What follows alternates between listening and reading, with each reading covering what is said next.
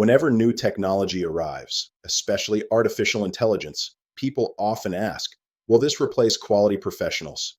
The truth is, AI and innovation are not the enemy of quality.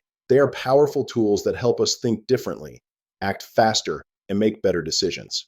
AI can analyze terabytes of data in seconds, detect patterns we might miss, and predict defects before they happen.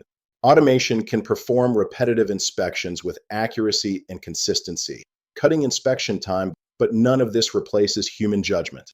AI can process information, but only people can understand purpose, ethics, and customer trust.